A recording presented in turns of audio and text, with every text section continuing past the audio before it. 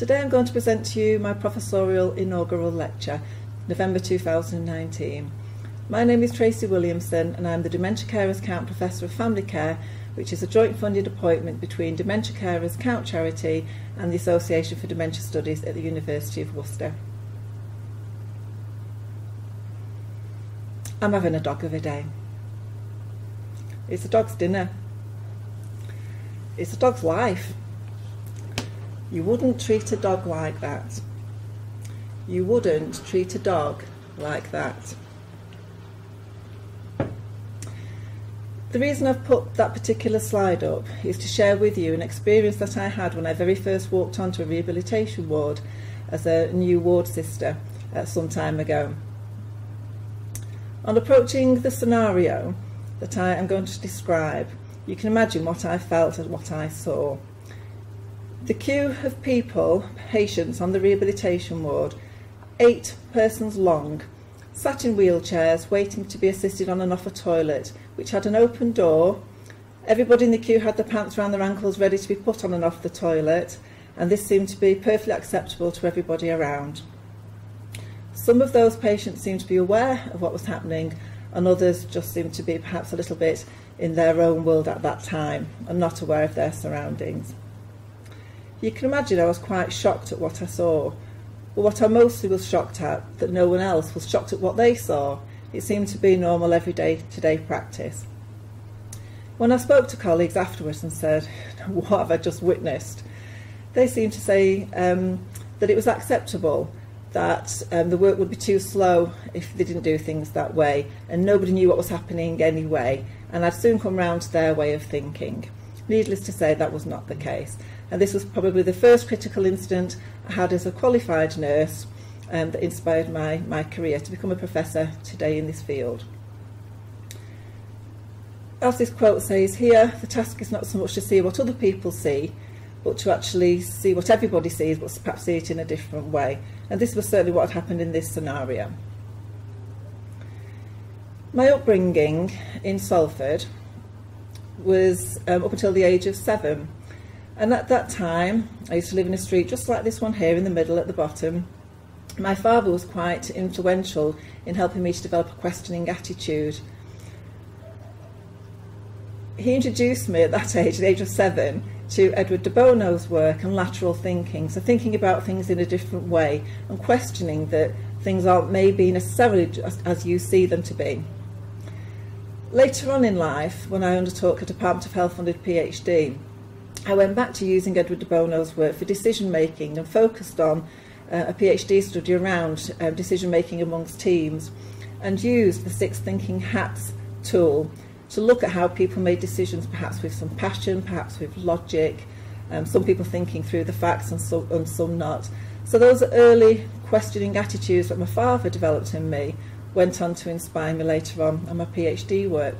And throughout my clinical practice as well, continually questioning things, perhaps in quite a critical way, perhaps in the early years, and then inspired by a particular friend of mine in more recent years, Dr. Natalie Yates-Bolton, to actually be more appreciative in my thinking rather than critical. So constructively critical, but looking for what people do well, not just looking at what's done wrong, what could be done better.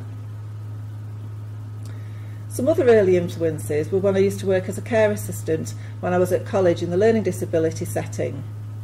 And one particular incident there further inspired me. This was where one day I noted that a generic makeup box, cosmetic box, was used among several residents, several female residents, and the same cosmetics were applied to the mouths and eyelashes of these ladies weekend after weekend that I was there, usually in the same colours with no personalisation at all. I thought I was doing a good thing when I popped a little torn piece of paper under the office manager's door with a little note in it saying, you know, wouldn't it be good if we could actually have people go shopping for their own makeup and then choose their own colours? And also there was hygiene issues about sharing cosmetics. On the Monday morning I got hauled in to see the manager of the learning disability home and got a very severe telling off, shall we say. Not the first of tellings offs that I've had over the years, but sometimes that's a necessary evil when you're questioning practice and the way things are. So my ideas didn't go forward, but I learned that there was ways and means of actually trying to affect change, which became a key point really in my career, is how to affect change effectively and work with people to get the best done for patients and clients. So my professional training was at North Manchester General. I became a registered general nurse, working mostly in hospital settings for the next 2 decades in rehabilitation and care of older adult ward settings. Many people didn't want to work in those particular settings, but I did, because I was very much keen to speak up for people that perhaps are less heard as patients and families. Some other critical incidents that have coloured me along the way. One I can tell you around is where some very senior nurses in charge of a whole unit of wards at the hospital were expecting me to go and give a morphine type of drug to a patient unaccompanied, when the procedure is very carefully to take this drug out of a locked cupboard with 2 people, counting it out, taking it to the right patient and administering it. There was no way I was giving an injection of morphine to a patient unaccompanied as a student nurse. Well, this is what these 2 very senior managers expected me to do. Again, I questioned it. Again, I learned the reaction that you can get from questioning things, even though you know you're right. But I stuck to my guns and we did it the right way. On another occasion, on a gynaecological ward, a lady who'd had quite a difficult hysterectomy operation, some abdominal surgery, had quite a significant scar that hadn't healed very well at all and was really quite ugly. Again, on speaking up on her behalf to the consultant, questioning that, could this not go for refashioning, because she found it very difficult to live with. And this surgeon had told her that, well, you're 40, what you expect, who's going to see it, you're married, does it matter? And so again, I had to take this issue to the School of Nursing and get that taken up. I'm not saying I was the linchpin to getting that situation changed, but that lady did get the operation that she needed. On another situation, a patient was in pain in a side ward, having a procedure that perhaps ethically some staff didn't really agree with, but the patient is our patient and we do our best for them. And the staff member said to me, well, she deserves to be in pain, so she's not having a painkiller that she was due. Again, you can imagine, I questioned that and we got that addressed. Another particular incident, which is one where I think I reflected on my own practice in particular, was where we had a lady patient on a surgical ward with severe back pain who'd been in for a few days, and doctors and nurses were coming to the conclusion that perhaps she was addicted to painkillers and didn't really have the pain she was describing, and therefore were reluctant to actually give her some painkillers. This went on a while, and I kept speaking up for saying, no, she really does seem to be in pain, and felt a bit of a bond with this lady. But after about 2 weeks and lots of investigations, no one could find a reason for her pain. And I too started to think, well, okay, if all these experts are saying that she's making it up and they know better than me as a student nurse, maybe it's right. And a few days later, this lady had a bone scan and they found cancer throughout her spine that had been missed up until then because it was very small and spread out. So I learnt a hard lesson then about listening to what patients and families say to us and not sort of being swayed by groupthink too easily.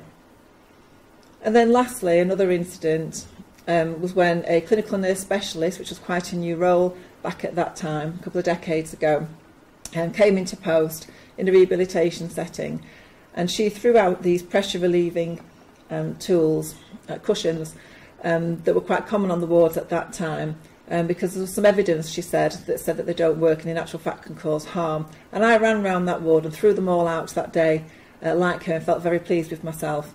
But then a couple of weeks later, as I reflected on this, thinking, well, I don't actually know what the evidence was, and I hadn't read the paper she was referring to, and I don't even know if it was a good paper or one that you could make such conclusions from.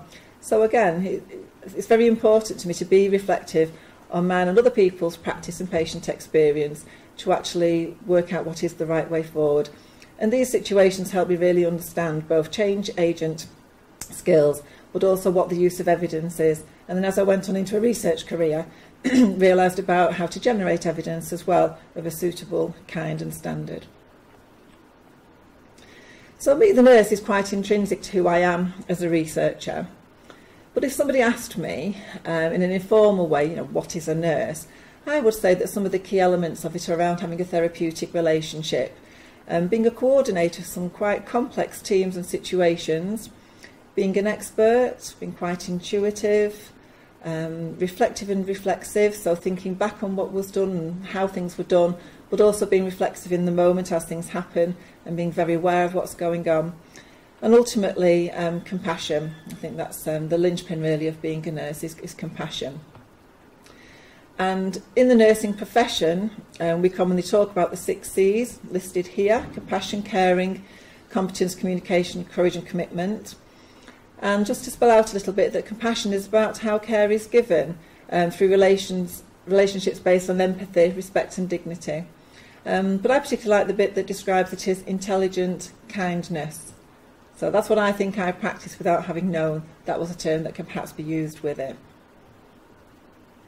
So my transition from being a clinical nurse to being a nurse researcher came through my Department of Health funded fellowship. And I decided at that time that I really wanted to influence practice in a different way. I'd done all I could through leadership roles and clinically, and recognised that research was increasingly a tool that could be used to affect change. I was also quite frustrated at that time as a nurse consultant older people, being frustrated not being able to do what I trained to do. And that's a common complaint from senior clinical nurses and others around, you know what needs doing, but you haven't got the resources or the support to do what you need to do. So I left the NHS and undertook a research fellow role. Also at that time, I'd completed a master's and then gone on to do the PhD, and my bosses at that time didn't really want me to do research either, even though that was part of a nurse consultant role. And they asked me at that time to sort out the geriatricians. Well, I thought that was the chief executive's job, not mine. So again, that was another reason why I decided to leave. I'd also engaged quite a lot with the Royal College of Nursing, which is a fantastic organisation that's given me lots of opportunities along the way around research, older adults and education. So again, that inspired me and helped me connect with colleagues at the University of Salford, which is where I went on to get my first research post. And I became a research fellow in older people's experiences and patient and public involvement. So I'm going to move on now just to talk about a little bit about some of the past research that I've done. So a substantive amount of it has been working in dementia settings, looking at dementia care environments, both in the hospital setting and care homes.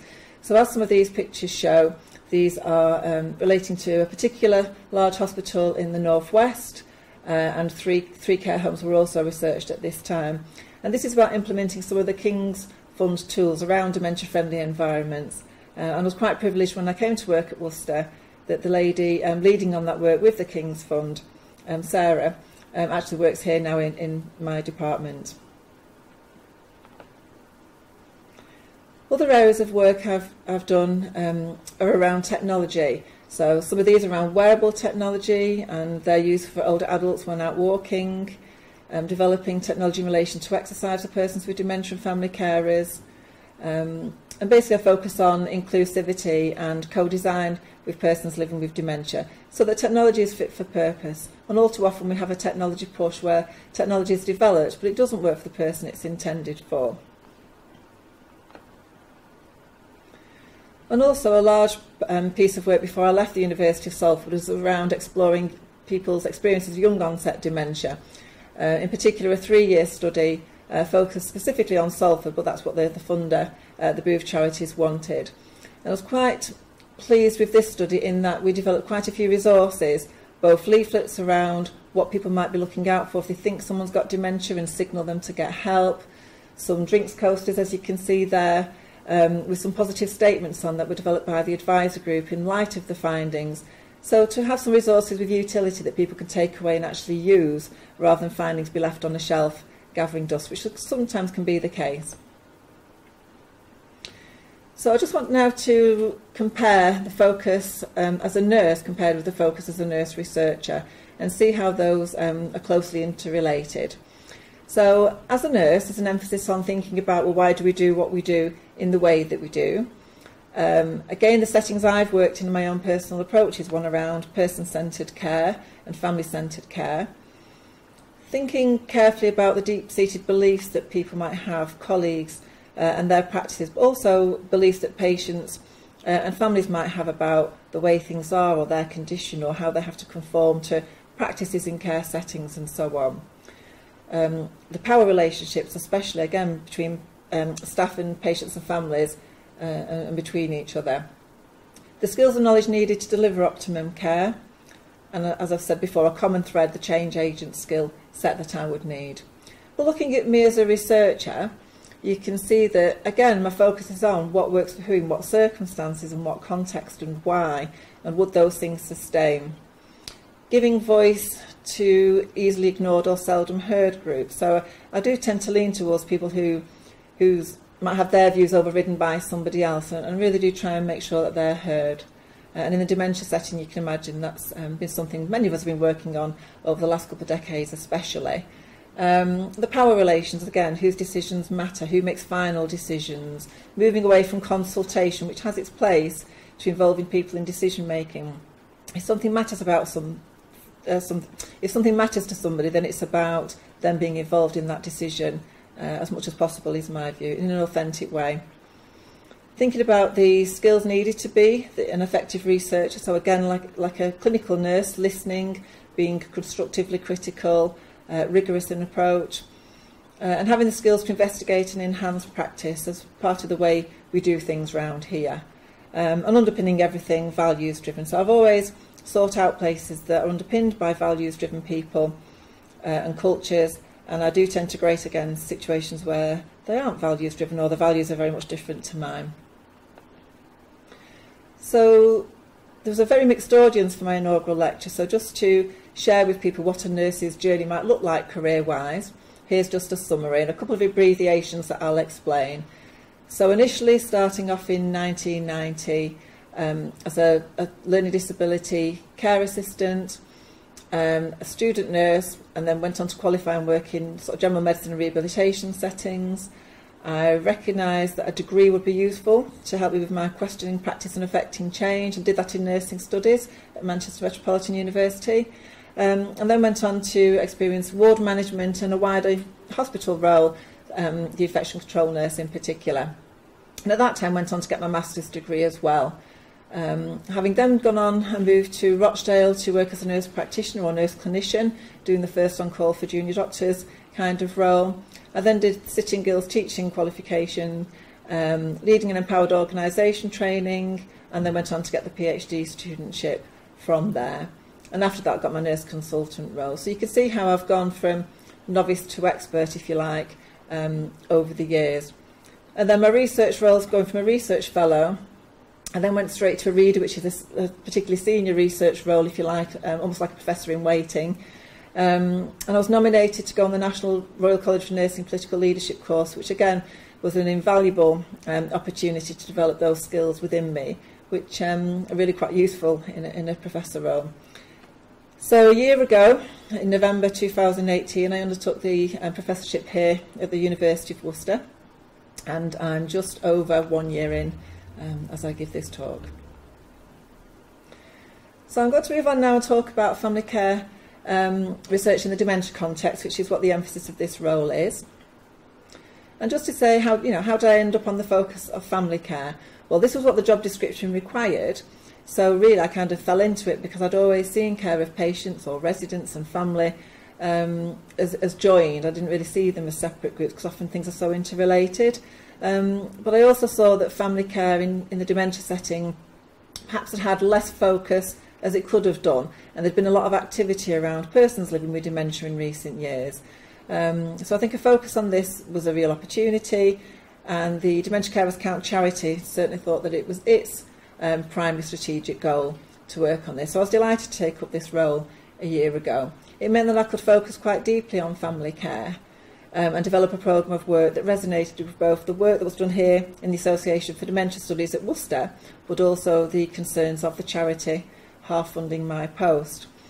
And that first year in developing that research plan was to engage people in consultation exercises, more active involvement and engagement, to gain various people's views about what do they think the priority for research should be in my work going forward.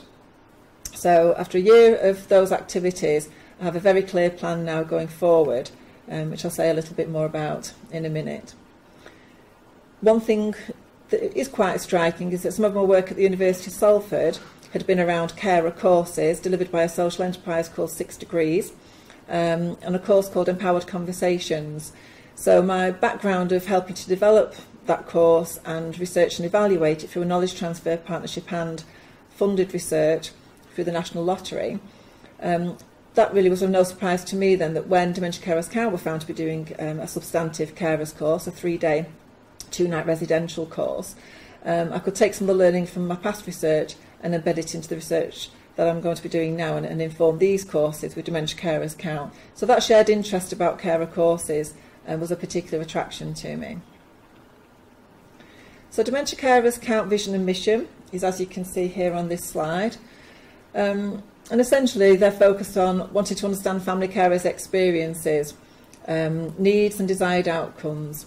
So my programme of work, as you can imagine, is around people's experiences, needs, interventions and what the outcomes of those. So what activities are done to support or help carers or help for them to have a better life, whatever their definition of better is, but then what difference does that make and in what circumstances and so on. And then the Association for Dementia Studies, Professor Dawn Brooker, who's the director of our research centre, says that we are committed to a person-centred approach in all our work. It's our ethical code and values all people as unique individuals, is respectful of the perspective of different standpoints and recognises the interdependence of all of us. So this was how I felt by my work before I even read this. So very much working here at the association is like being home really, my research home. So again, for a mixed audience, I thought I'd just say a little bit about what is dementia. And essentially, for people that don't know, it's a term that describes a whole set of symptoms that may include memory loss, maybe difficulties with thinking, problem solving and language and so on, but can affect people in quite different ways. Some commonalities depending on the type of dementia, of which there's over 100 kinds, but they become quite different, like I say, for different people. So we should always keep that in mind. But essentially there's some damage to the brain that is causing the dementia. And again, for people that aren't too familiar, some of the warning signs of dementia, I'm not expecting people to run off and start panicking about any of these, but sometimes we think just because we've forgotten something one day we must have dementia or start worrying. That's a normal part of ageing, and even when you're not ageing, I think it's quite normal to forget things and so on. So this just gives you a little bit of an overview of the kind of things that might be an issue. And if you are ever concerned about somebody or yourself, it's a good idea to go and get checked out, perhaps with your GP, because at least you would have peace of mind, or you'd know, and that can set you on a pathway of support as well. So what is a family carer? A family carer can also be described as perhaps a care partner, but also spouse, son, friend, neighbour. Some family carers who care for somebody with dementia may be happy to be called a carer. They may not see themselves as a carer. They may just see themselves as Fred's wife and so on.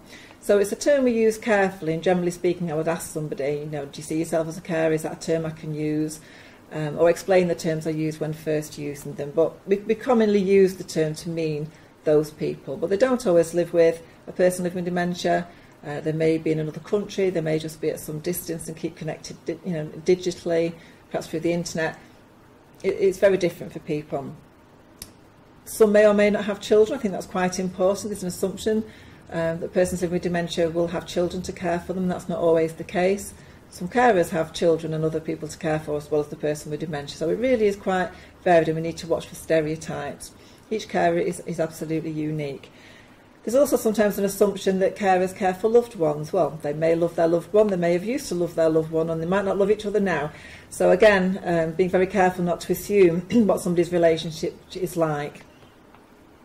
So each carer, I think some of the commonalities that people may experience, certainly around getting a dementia diagnosis in the family at all, can be a shock, but for some people it might be relief, because at least they know why such a body did what they did. Of course, it's a challenge both in terms of the emotions that one might feel, a sense of loss, a sense of guilt, a sense of what does the future hold. And then again, for other people, they recognise they need more information, so there can be a big flood of information and a lot to navigate. a lot of systems and healthcare services and community services and what have you to navigate. So a whole load of learning and recalibration is often described by family carers I've worked with. And of course this has an effect on day-to-day life, whether it's in employment terms. There's inordinate amounts of carers have to, choose to consider or feel they have to reduce their working hours or perhaps give up work altogether, which will have a financial impact, but also on hobbies, their own ability to get out and about and do their own thing and have their own lives and quality of life. Effects on the relationship with the person with dementia may not change too much at first, but may well over time. So sometimes carers who are spouses say that, you know, this person's not my lover anymore, it's somebody I care for, the dynamics change. Or a person may go into a care home and the dynamic changes. So there's all sorts of possible effects on relationships. Again, we need to be mindful of, and that's why we really focus on the individuals. There is opportunity for support, though, in identifying oneself as a carer, perhaps around council tax. It does open up some doors for council tax support, for example, but also health and social care support, both formally and informally, statutory or through charities. Some carers say that they get a new outlook. You know, it's not all negative, being a carer of somebody with dementia, of course not. And it actually gives people new opportunities to make friends or support networks or new hobbies, or they may see things in a different light and think, well, actually, we're enjoying music together and we never used to. So sometimes it can expand horizons. But of course, for many, there will be a sense of loss or a sense of impending loss, or for others, a sense of purpose. So, you know, see the individual. So just a few statistics to highlight why research into carers is important. And these numbers are quite astonishing, but, you know, I've seen them a few times and sometimes we just go over them, and I wish some people in positions of authority would really look at these numbers and change policy and change what employers do for people to address some of these things. But there are huge numbers, as you can see from this slide, around the numbers of carers in the UK. 700,000 plus family carers of persons with dementia are known to be in the UK, probably around 750,000 now, we think.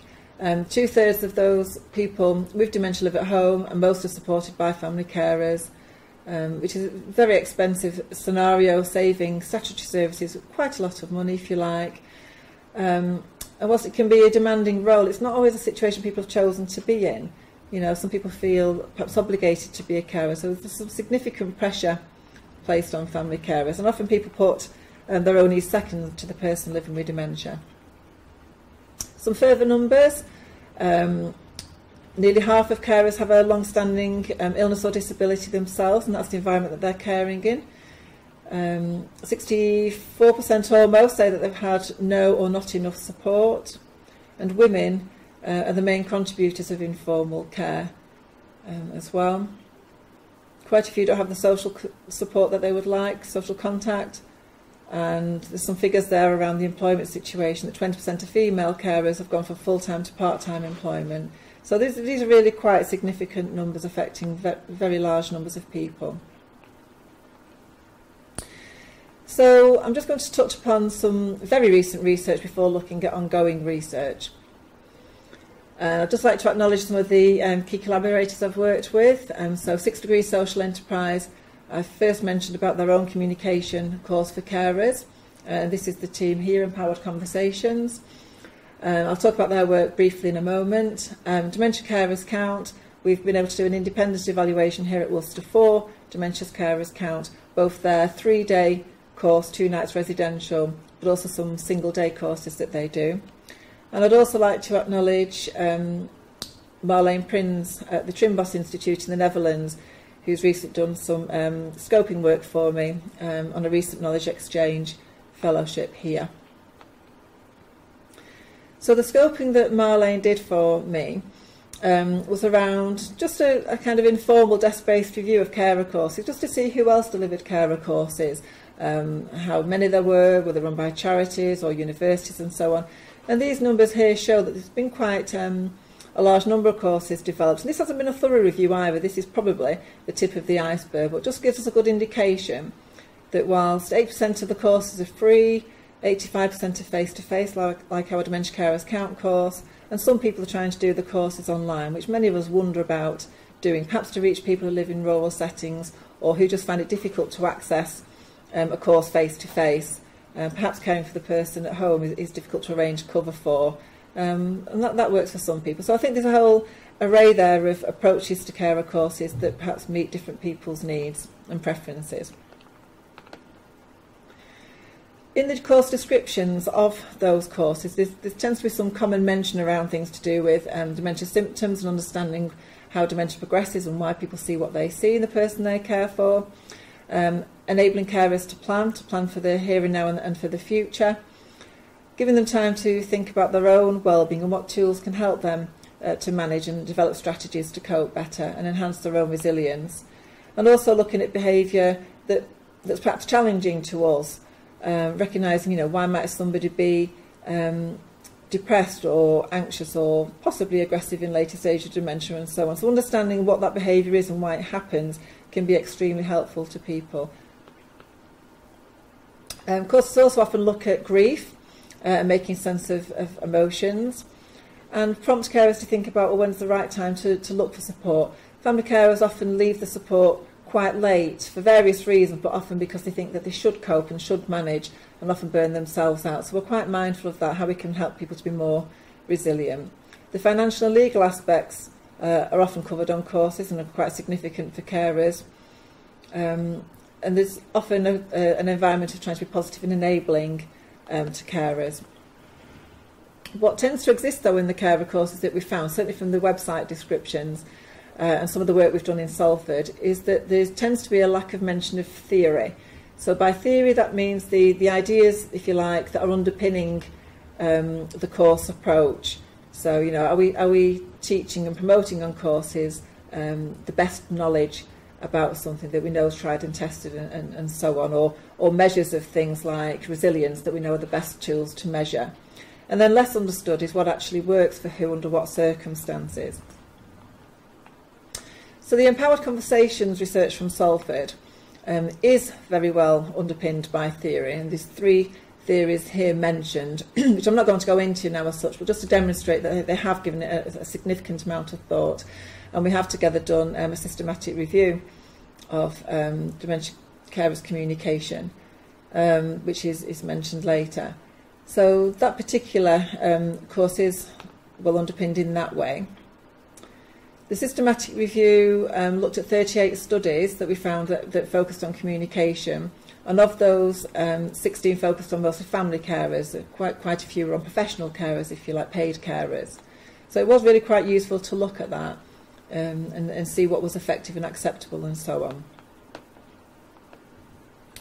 Some of the training interventions in that review were found to improve communication and knowledge, but were not found to significantly affect behaviour that challenges or caregiver burden, as we call it.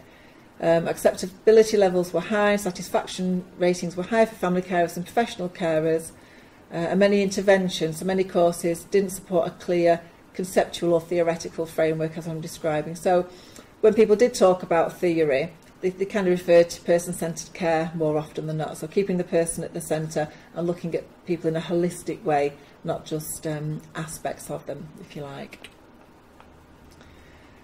So again, this is just a summary of the Empowered Conversation course then, which focused on relationships and a sense of health and well-being. And other communication courses didn't really focus on the relationship and emotional aspects, which Empowered Conversations does, and again, didn't have this underpinning theory.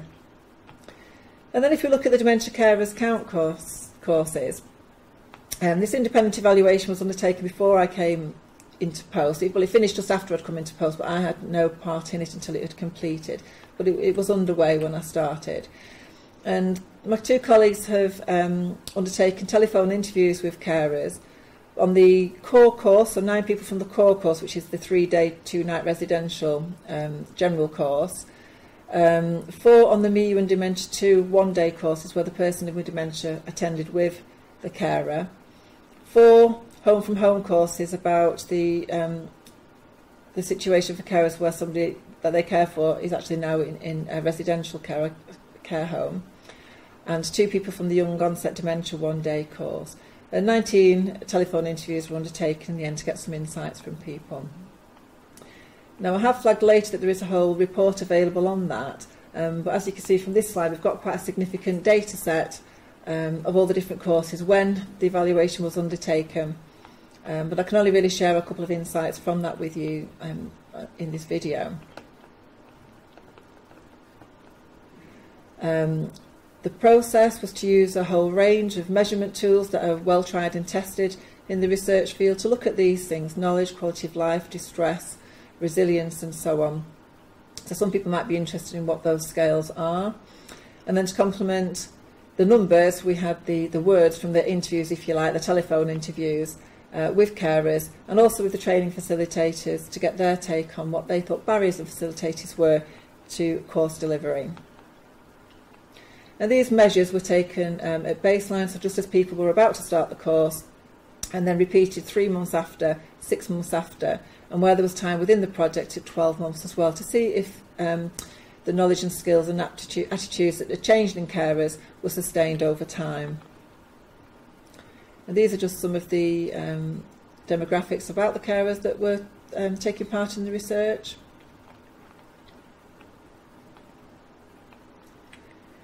And next to those, we have some of the conditions. Some of the bolded ones are the ones that were more common amongst those carers. So we're talking about people that, you know, generally speaking, have other conditions as well that they're trying to manage day to day, as well as the person they're caring for. They've got their own issues going on health-wise.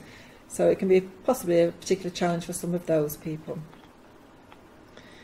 So again, just a quick overview of the course findings. On the left, we have some of the impacts, and people that took part were talking about how the environment on the course was very supportive. They felt the actual attending courses, particularly the 3-day courses, actually offered them a sense of respite and a break. There was some significant bonding and friendships developing, and WhatsApp groups continuing after the course, which was totally spontaneous amongst participants. The course content was found to be the right course content for most people. Some insights were gained as to how to tweak the course, but pretty much it was what people wanted. People talked about the impact on themselves as a person and what it had done for them, often helping them to just drop their shoulders and relax. And the impact on their caring role, people saying they felt very much more equipped to actually be a carer, understanding their situation a lot better, and having some tactics and strategies to use. And some of the challenges that were talked about were who was going to care for the person who had dementia while the carer came on a course. And for some carers, it was actually helpful that they'd had to go to some significant lengths to get cover to attend, particularly a 3-day course, because it made other family and friends aware of their day-to-day challenge in being a carer. Family members would step up, and then they'd have a real recognition of, gosh, is that what you have to do all the time? And they up their game a bit and perhaps offer more support going forward. So it did kind of illuminate the carer's situation to other family members. And the cost of the course, at that time, we were looking at funding models for the course. But from this moment on, from last month, it's been decided that the courses are actually free for family carers. The charity's committed to that now, certainly for the foreseeable future, which is wonderful. And when you look at the table, and if you just interpret that the green means where there's been a significant impact of the course, in simple terms, that's a lot of success from the course to have an impact on all these things: dementia knowledge, distress, carer health, and so on. And it shows where we did the baseline, and then at 3 months, 6 months, and 12 months follow that up. So at 12 months to have that many things still sustaining an effect is really quite of interest to us. So we know something that we're doing is working.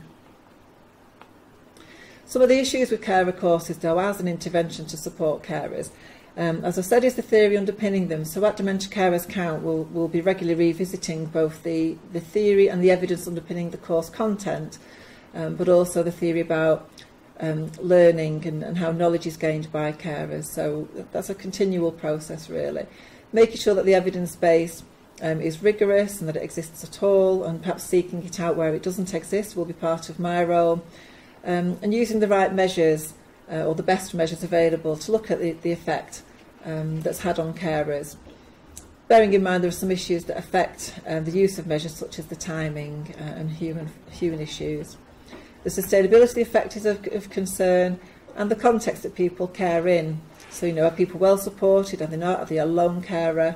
And so on. and the actual characteristics of the people involved. So somebody who's already resilient, they might have a different effect from the course than somebody who wasn't resilient before, and so on. In the actual delivery of the course, different people delivering the course, different styles of facilitation, the venues that we use, all those can have an effect too. And we're also noting the diversity issues to do with family carers. At the moment, we've not got as much diversity in its widest sense as we'd like, but it's something we're very, very much on. As a relatively new charity, it is early days for us. These courses have only been going now for a couple of years at most, so it is early days for us, and we're very mindful that we need to enhance some of these things further. So future research that, for me, needs doing in the future around carer courses includes the effect of the venue and the environments of the courses, whether that's online or face-to-face.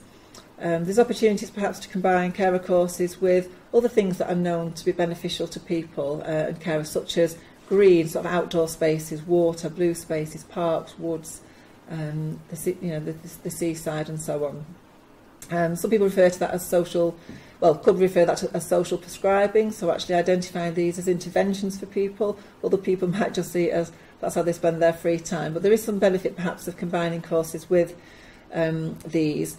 And the Dementia Carers Count charity is progressing its ambition to develop the first National Carers Centre for carers of persons living with dementia in the Midlands, subject to planning permission. So we will certainly intend to, if successful with where we've chosen, combine that with green space and create a really nice environment for course delivery that would also offer some respite. We're very keen to look at the peer support processes of carers, where they're spontaneous or where they're developed with and for them, and see what works and why for people, helping people get connected. Is it people's connection that works in addition to the courses, or would courses work on their own if there wasn't so much peer support going on? And also employers' initiative is of particular interest to us. So how do employers support family carers? How do they identify them? Do they resource it well? Have they got strategies? So that's some work we'll definitely be doing in 2020. And the particular interest as well for the charities around technology. So what technologies are aimed at persons living with dementia is quite well known about nowadays, but specific technologies aimed at carers is less well understood, or simply where the carer wants to select and use a technology for the person they're caring for. We found through our consultation and a technology event we held this year that it's the navigation of that technology that's particularly difficult for carers. So we're going to be looking at how can we help them to navigate better the technology available, so they're not repeatedly buying things and then finding out they didn't work for the person they cared for, or that their needs have changed over time, and that what they bought for £100 1 month, 6 months later it isn't meeting its needs. So those kinds of issues really. We also want to analyse training and development needs of carers to have a better understanding of what their needs are, as well, and make sure that we adapt. So such things as perhaps coping with transition to care home settings and their subsequent involvement in care home life as a family carer, coping with hospitalisation, so when the carer becomes the cared for person, and managing the power relations involvement in decision making that carers can often feel on the perimeter, whereas others successfully get involved in decision making both at a care level or even influence national policy. So just to understand better what's going on with relationships is of interest. Further evaluation of the course delivery models and funding models, and then looking at the context as well. So what's all the context and situation that all these things happen in, and that will just help us then to have a much better understanding of what's going on. In terms of current research, in the first year, the first study that I've had funded with colleagues is the CHARM study, the Care Home Action Research in Residence model. And we're very grateful to the Alzheimer's Society and the Dunhill Medical Trust for co-funding this research. It's one of 3 projects selected this year, and this is where we're trying to develop an environment of research awareness and activity in care homes. So we're working with 4 care home providers to do this, and the 4 care homes are listed there: Assured Healthcare Solutions Limited, Hallmark Care Home, Sanctuary Care and Care UK.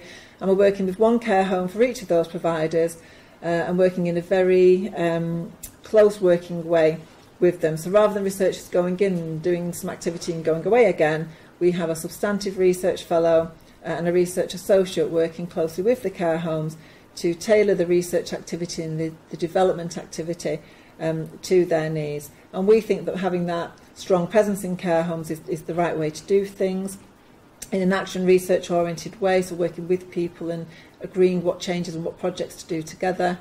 And the mini projects that the care homes are doing, which are 2 each over a year, we think is the best way to help them to understand and do research rather than do research on them. So true co-production is the goal of that project. So we're just going to talk more about future research now. So my first year in post as a Professor of Family Care has been to develop a research plan. So as I mentioned earlier, lots of consultation, listening events and so on, speaking to the board at the charity, the carer advisory panel at the charity, and the staff, all types of staff there as well. And it's been very helpful to me to know, what does the Chief Executive feel is a priority, what does the Finance Manager think is a priority, but all members of the team, just to get a take on their views.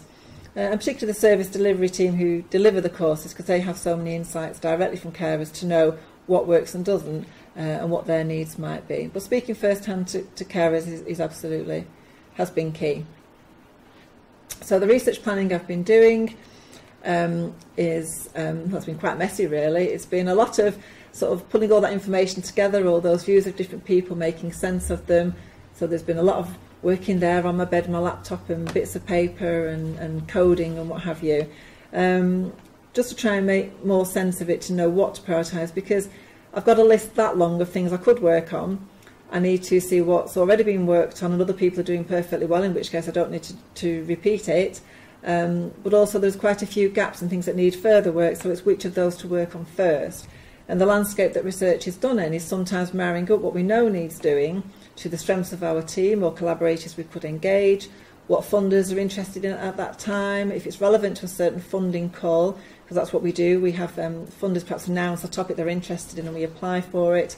And sometimes you can suggest your own topic to certain funders. So it really is a quite complex situation to try and marry up some of our ideas and what we know are needs with funding opportunities. And then, of course, you often don't get the funding that you apply for no good reason perhaps than just there's lots of people applying for very good projects, and that's okay, that's the world we're in.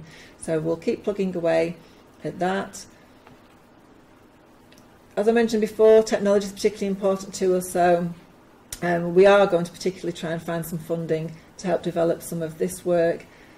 We recognise from our listening event around technology with carers in April this year that technology uptake is significantly growing with people, and that people are generally addressing the barriers such as co-design to make sure that technology works for the user. But the co-design aspect of it, working very closely with people to say, how would you like this technology to function, what might your future needs be, and what about the person who's perhaps operating it on your behalf, that stuff's getting better, but there's still a way to go.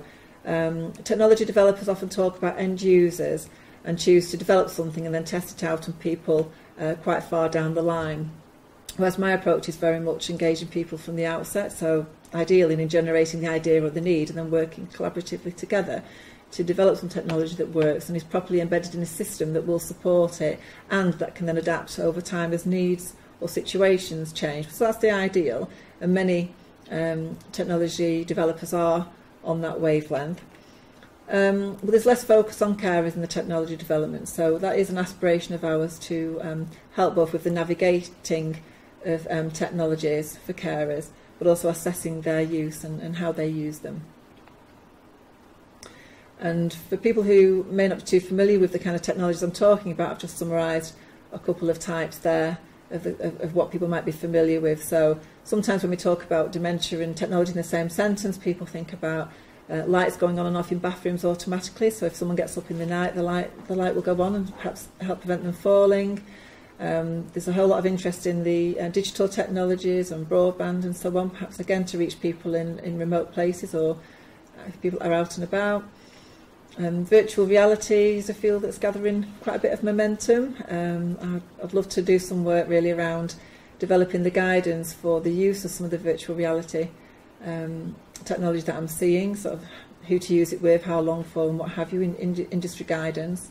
But also the social networks, so people are becoming increasingly familiar with Amazon Echo and other kinds of technologies like that perhaps can support people as a day-to-day tool and have quite a few uses. So we need to be mindful of all those and work with people to get the most out of those. And then upcoming research that's under active development at the minute, well, there's several. The first one is we have ambitions to hold a conference in late 2020, perhaps in early September, around inviting people who deliver and develop carer training courses to actually get us all in a room and say, right, okay, how do you develop yours? What content do you cover? What are your issues and challenges? And just share the learning, because there's quite a few of us now developing carer courses. And yes, it can underpin future bids, but for me it's more about just sharing the learning and not duplication. And, you know, if I was a carer thinking, well, which course is right for me, it'd be difficult to navigate that as well as the growing in number. So a better sense of what's going on with training would be useful. At the moment, with colleagues at Salford, I'm involved in a feasibility study of carer courses because we want to go on and do a trial. If that should get funded after the next stage, it's got through to stage 2. We're also developing a realist review, so that's a review of carer interventions, in this case courses, so actually more formally looking at carer courses that exist and pulling them apart to see what they comprise and so on, what their ambitions are, to complement the desk-based review that I mentioned earlier. Looking at some of the micro-interactions of family carers in care home settings, some work's being done around that with residents and staff, but not so much family carers. So I'm really quite mindful to see how family carers are engaged in care home life and involved in decisions. So a video ethnography study, as we call it, videoing those interactions could be quite a useful way to see what actually goes on. When the carer becomes the cared for person, what happens both to the person being cared for and the carer, and what's life like when that happens to them and they become unwell. The use of music is a particular interest to us here at the Association for Dementia Studies, and carers tell me that they don't really have a good understanding of the use of music and wouldn't like help to understand how they can use it better and use it day to day rather than it being an activity in a care home on a Friday afternoon, for example. It's something that can be throughout somebody's life, or they can be introduced to it later even if it wasn't a part of earlier life. But that whole situation of the use of music in day-to-day life seems to be quite important to people. We also want to develop a course for learning disability nurses around dementia, and we're also keen to do some research on personal care and bathing. Often carers say to me and on our Dementia Carers Count course that the tripping point for them to be thinking about residential care for somebody they care for is when they just get to a point with the personal care and bathing and think, that's it, I'm done, care home. So I'd like to understand much better what's going on there. What can we do to support carers better with that regard? And also I've still got my eye on a bid around the use of dementia dogs in care homes as well. So it sounds a bit random, but it's a previous bid we submitted for a studentship that didn't get through, so we are looking at putting that somewhere else. So I think that can be quite important. There's been a proliferation of use of animals in care settings, but how they actually foster interactions other than just enjoyment, if you like, or occupation, is less researched. And then some aspirations that aren't immediately on my radar to undertake, but will at some point perhaps, is around the health economic side of carers research, having better quality data around carers, because it's not really well understood who dementia carers are, how many of them are, what their situations are, and so on. So we need better data, and then we can do more for and with them if we have a better understanding of who this almost hidden at times population is. Employer support for carer, as I've mentioned, the creative arts, including music. Meeting centres is a programme of work that we're doing at Worcester. We've been doing it over the last few years now through various funding streams, building on European work. As this is developing social support and activities in communities. And we've got a whole programme delivering those across the country now. And if anyone's interested in setting one of those up or hearing more about it, do get in touch. But that's a National Lottery funded piece of work as well. Navigating technology, and as I mentioned, virtual reality and immersive environments. So, if you want to get involved in the research I'm doing, perhaps you're a family carer, or a person living with dementia who's got a view on some of these issues, feel free to get in touch. And on the Dementia Carers Count website there is a research page which has links to opportunities to get involved and blogs and such like, so have a look, do get in touch. I'd like to thank a few people that have helped me to be both the person I am, to have the career that I've had, and to help people in the way that I have over the years, but it's ongoing. But some of the quite inspirational people so far, a couple of them are here. So at the Association for Dementia Studies, my colleagues, my boss, Professor Dawn Brooker, and the whole university environment really being conducive and prioritising this area of research, showed a lot of foresight on their part. So I'm very privileged to have this role, to take this work forward with them. Dementia Carers Count, of course, I've had the notion with Dawn Brooker to perhaps create this post. And again, I think that shows their foresight and commitment, really, that if you recognise an area of research that's underdeveloped, then you need to do something about it. And they thought that this post could be a good way forward. They could have appointed a researcher or just had some separate projects funded, but no, they wanted a whole programme of work. And I think that shows their long-term commitment as well. So I'd like to thank all the people involved with Dementia Carers Count, both the staff, the participants on the courses so far, and everybody else that's contributed to the consultation or involvement exercises and come to our events. And then, of course, family carers, care partners, and any other collaborators such as care home groups. So there's numerous of those, both that already collaborate and work with us, and who are going to, and some discussions underway. So I'm a firm believer that we need to limit the amount of competition that can sometimes feel the natural way to do things. We have to get over that and really do much more to work together. Of course, there'll always be a little bit of competition, perhaps between charities or universities, but we just need to keep at the forefront of our minds what we're actually here for, and it's just to do our bit to try and help people have better lives or have a better situation and get the most out of life. And research is just one way to do that, although it's very much interlinked with education. I'm not seeing research necessarily as separate, it's interlinked. So there's a few people there, photographed, real people those that have helped me along the way. So future research priorities, just to finish off. We need to engage with carers about our research even better. It'll never finish, it's an ongoing conversation. My messages to research funders are to allow more time for bids to be developed. If you do a research call that gives you 6 weeks to get a bid together, then it doesn't really give you much time to engage family members and persons living with dementia very well. So we need a better lead-in to be able to do that co-production authentically and work with people and get their voices properly heard. We also need feedback on funding applications that haven't worked. Generally speaking, funders do, even a couple of bullet points of feedback, but where they don't, and you've spent an awful lot of time and money bringing people together to do an application, if you get zero feedback, it's not helpful.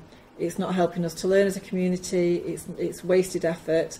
And I think more recently I developed a bid with some members of the public who weren't used to being involved in research, and they put a lot of time into helping us to do authentic co-production, and for them not to then get any feedback, it wasn't great.